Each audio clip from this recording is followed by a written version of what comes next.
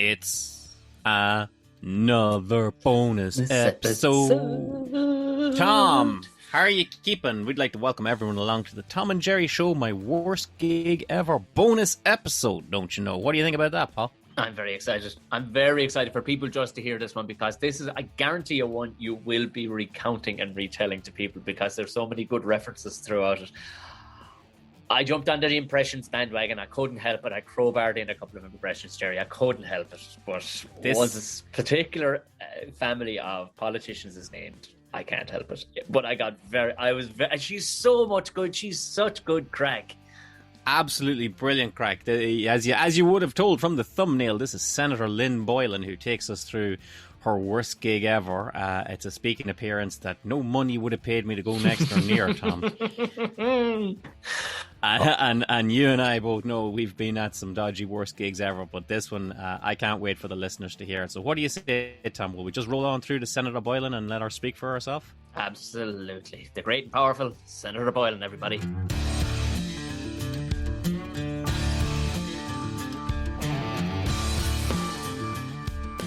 Senator Boylan, it is lovely to have you on the show. No, it's great to be on the show. Thanks a million. Not at all, not at all. Tom, you know, I dare say we've moved up a level in prestige here.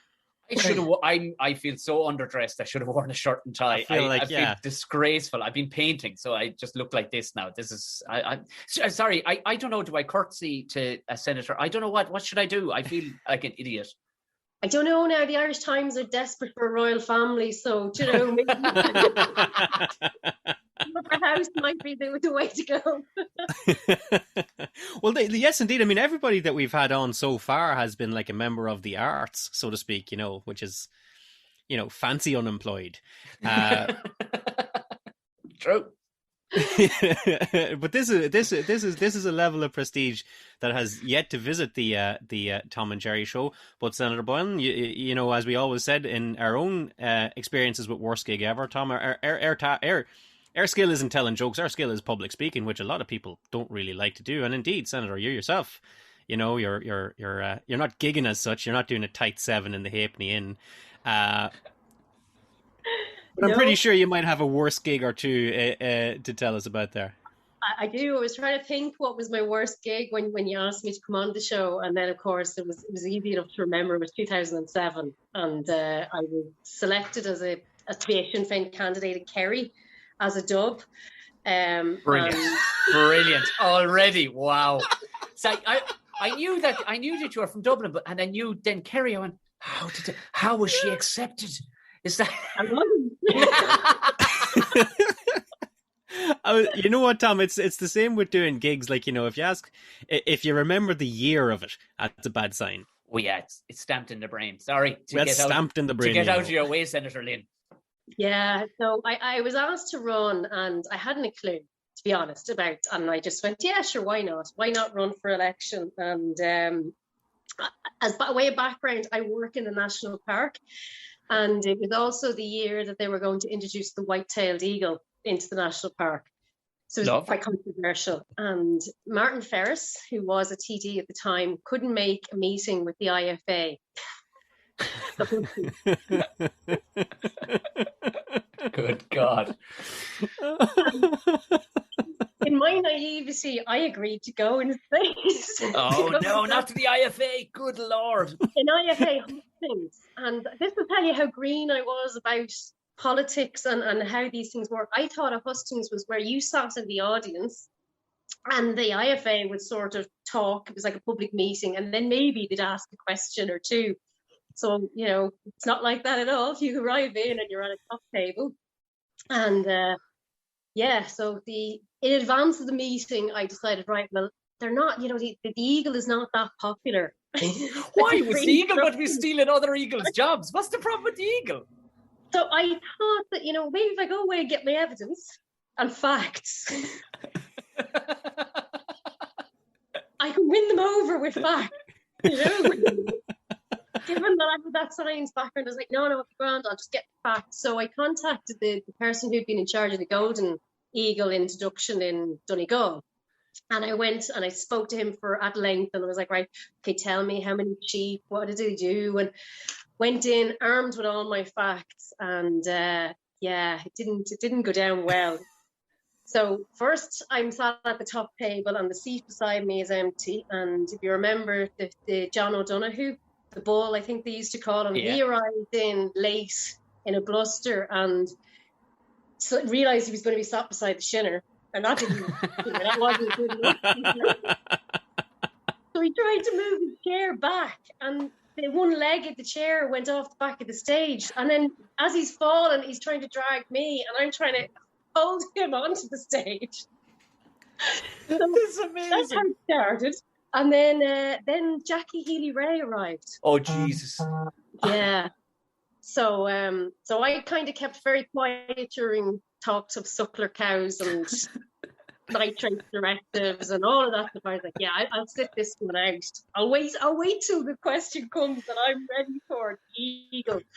And yeah, before I got to speak, Jackie came in and said, when I was on my way here, he said, I had a phone call about the last time we had eagles in Kerry. He said a toddler was lifted from their garden. Not a baby, not like a newborn baby, a toddler was lifted from the garden and carried 14 miles.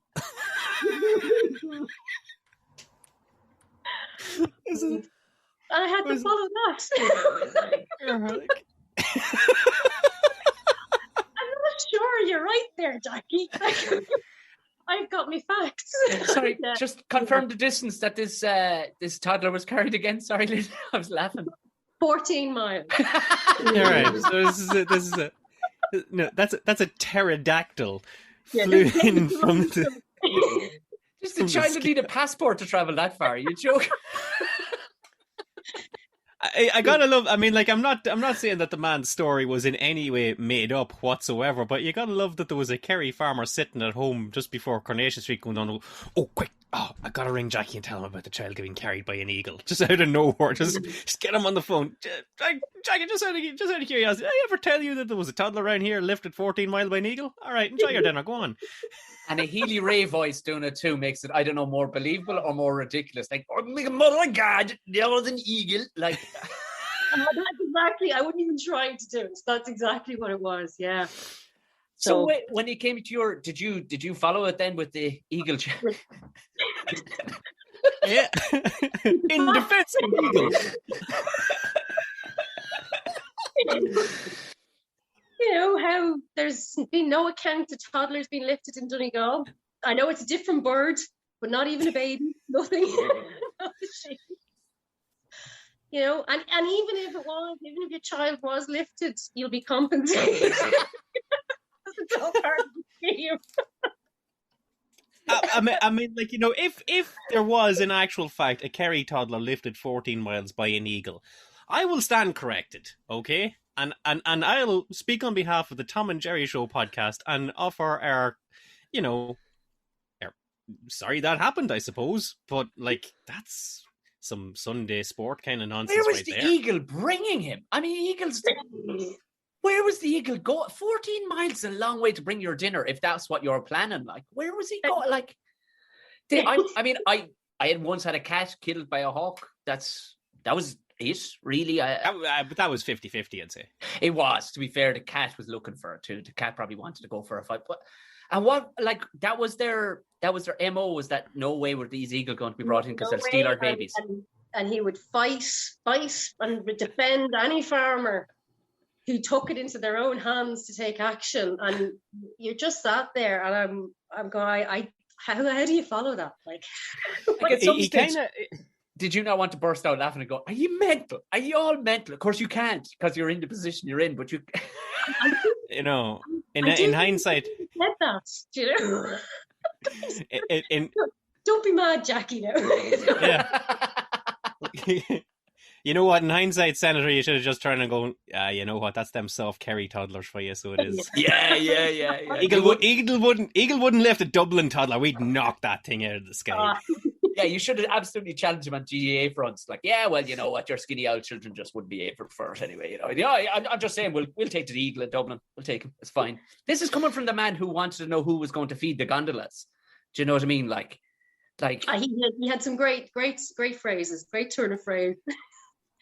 You know, there was another one about was the size of the pothole. It was so big that, you know, when he was driving home one night, he thought it was a rabbit in the pothole. And when he got there, he realized it was a donkey. You know?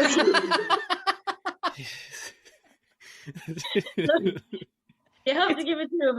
It was good crack, but yeah. So that was probably my worst speaking experience, you know. And afterwards, then when someone said, "Oh, yeah, I remember you. I didn't vote for you because you were the ecologist." How dare you bring ecology into this?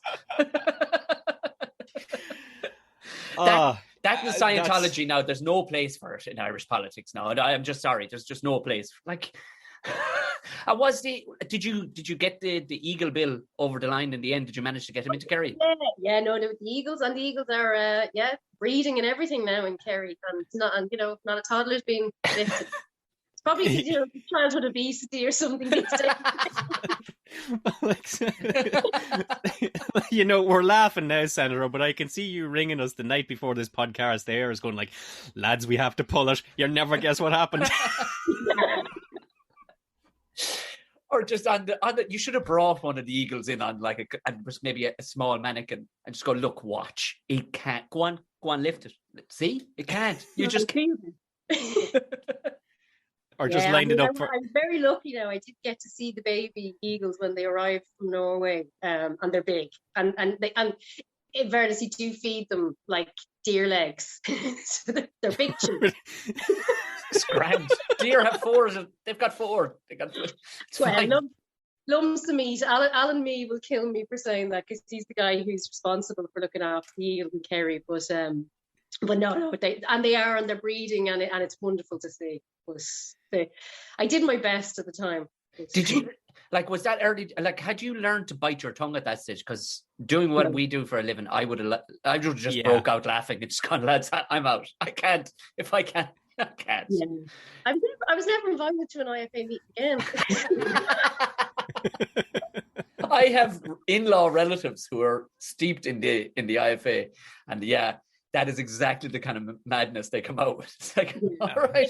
In fairness, I didn't really know anything about farming at the time. It was a tough game. That was a steep learning curve that evening. I could. Oh my God, eagles! Do you know what, Tom? As this run of bonus episodes for My Worst Gig Ever rolls on, all I'm thinking is that we've had some quaint, peaceful gigs, you and me, compared to the stories we're getting. And Senator Boylan, your eagle-laced Kerry escapade in 2007 has to be up there with one of the craziest things. I mean, I would have taken fantastic. Your man just falling off the stage and taken you with him. That's some Father Ted stuff, isn't it? You could have just left it at that and walked on, but. Well, thank you so much for giving us your time on the show. And after that, it's been kind of plain sailing for you and yours in politics, right? Actually, no.